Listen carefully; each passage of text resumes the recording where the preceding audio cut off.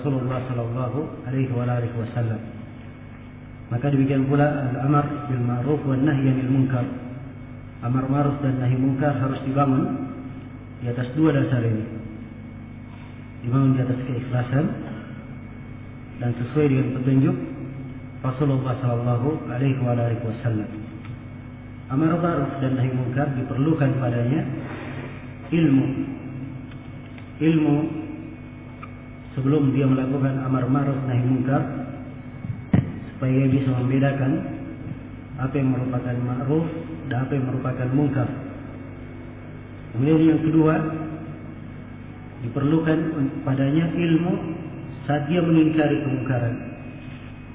Sebab mengingkari kemungkaran juga ada ilmu yang harus dipelajari, ada etika yang dijaga. Tidak boleh mengingkari kemungkaran yang akan melahirkan kemungkaran yang lebih besar.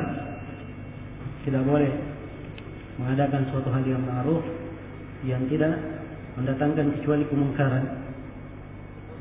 Demikian pula setelah amar ma'ruf nahi munkar juga ada ilmu yang diperlukan, yang harus dia ketahui apa kewajibannya.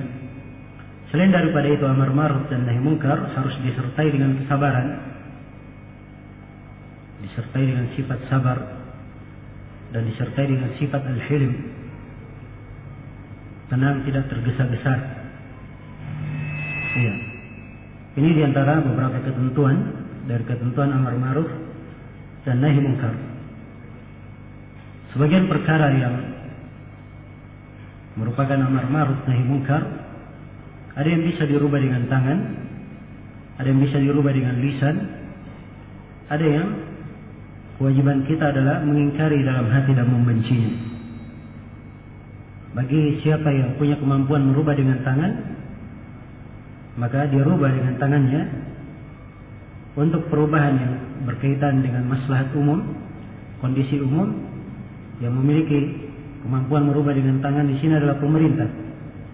Adapun orang per orang, maka batas kemampuannya hanya di dalam lingkup kekuasaannya sebagai kepala rumah tangga atau yang semisal dengannya. Iya.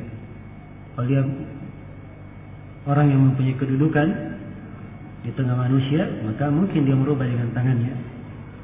Kalau tidak, maka dia merubah dengan lisannya. Dia memberi nasihat, menegur, dia mengarahkan kepada yang lebih baik. Kalau dia tidak mampu, maka Allah tidak membebani seseorang kecuali sesuai dengan kemampuannya. Dan yang paling sedikit dari kemampuan adalah mengingkari dalam hati. Nabi SAW bersabda dalam hadits Abu Sa'id Al-Khudri yang diriwayatkan oleh Imam Muslim, "Man ra'a minkum munkaran falyughayyirhu bi yadihi, fa in lam yastati' fa bi lisanihi, fa in lam yastati' fa bi qalbihi, wa dzalika adhaful iman." Siapa di antara kalian yang mampu atau yang melihat kemungkaran, maka hendaknya dia rubah dengan tangannya. Siapa yang tidak mampu, maka dengan lisannya. Siapa yang tidak mampu, maka dengan hatinya. Dan itu adalah selemah-lemah keimanan.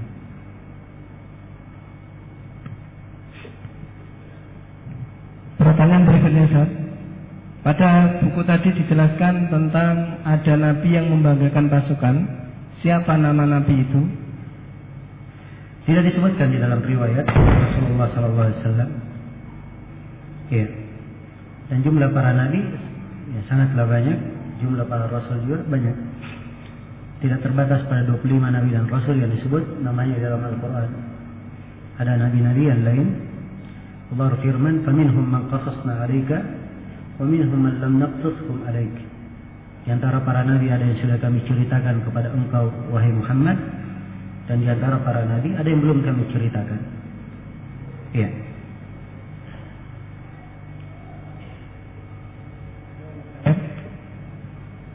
Pertanyaan berikutnya, apa tanda-tanda orang atau kaum yang ditimpa musibah dalam agamanya?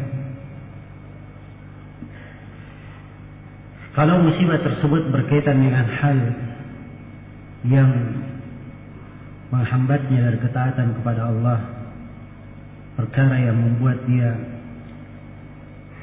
keluar dari perintah Allah dan melanggar larangan Allah, itu adalah tanda seorang ditimpa musibah dalam agamanya. Ya, wallahu a'lam. Tafadhol yang mau bertanya langsung, adakah dari antum untuk berkenan bertanya langsung? Kita lanjutkan untuk kapan musibah itu dikatakan nikmat. Ya. Musibah telah kita uraikan bahwa ada beberapa hikmah di belakangnya, dan sebagian musibah itu, sebagian dari petaka itu membawa nikmat. Ya. Di mana setelah petaka seorang itu diberi kebaikan oleh Allah, apakah berupa dosanya yang digugurkan maupun hal yang lainnya. Telah syah dari Nabi sallallahu alaihi wasallam, beliau bersabda, "La yazalul bala'u bil mu'mini wal mu'minah fi malihi wa ahlihi wa irdihi hatta yamshi fil ardi wa ma alayhi min khati'ah." Terus menerus ujian dan cobaan menimpa seorang mukmin dan mukminah pada dirinya, keluarganya dan kehormatannya, hartanya, hingga dia berjalan di atas muka bumi tanpa menyandang satu dosa pun. Maka musibah itu, ya, dia menggugurkan dosa. Namun telah kita terangkan bahwa amalan kebaikan itu harus disertai, atau kebaikan, pahala itu didapatkan dengan amalan.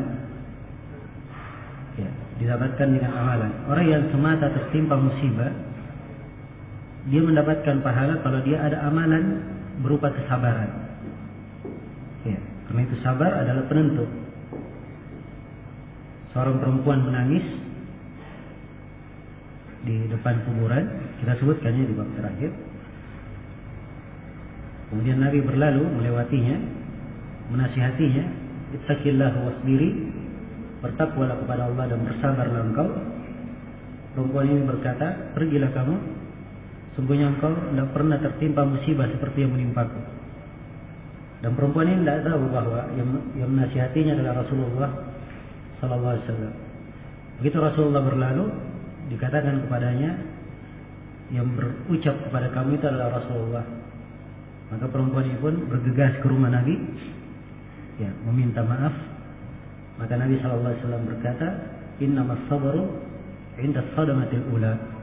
Sungguhnya kesabaran itu adalah di awal kali seorang tertimpa musibah, di awal kali benturan. Dan begitu tertimpa musibah dia bersabar, nah inilah mendapatkan kebaikan. Tapi kalau sebelumnya dia meratap, ya, tidak menerima, setelah itu dia tersadar, ya, walaupun kesadarannya adalah hal yang baik, namun hakikat dari pahala adalah awal kali dia tertimpa musibah. Nah. Jazakallahu khair.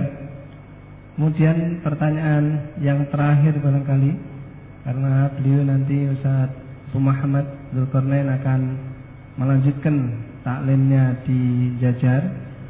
Tafadhol kepada antum semuanya untuk bisa hadir di Masjid Jajar.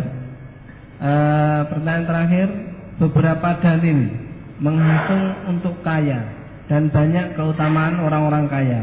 Tetapi tadi pada sebab ketujuh dicela tentang orang-orang yang berlomba-lomba menggapai dunia. Kemudian apa yang harus kita lakukan, Ustaz? Ya, sebenarnya saya isyaratkan tadi di sela-sela pembahasan apa makna menggapai dunia yang sifatnya membinasakan atau bisa mendatangkan musibah.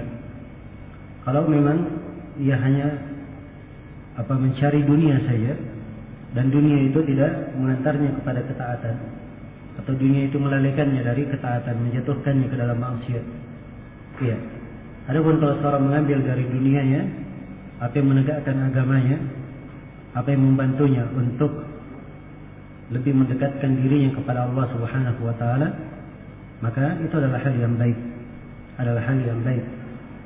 Ya, Allah Subhanahu wa taala berfirman, "Wabtaghi fima ataka Allahu ad-daral akhirah wa la tansa nasibaka minad dunya." Carilah apa yang Allah datangkan kepadamu dari kehidupan akhirat, tapi jangan lupa bagianmu dari dunia.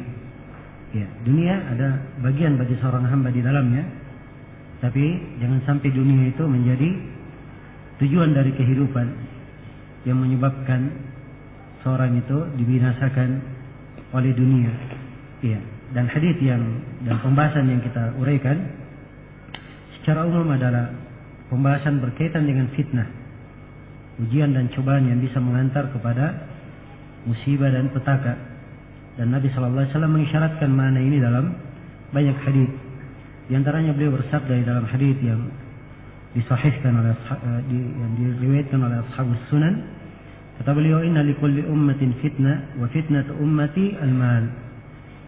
Setiap umat itu ada fitnahnya, dan fitnah umatku adalah harta. Dan fitnah umatku adalah harta. Maka harta ia seperti pisau bermata dua.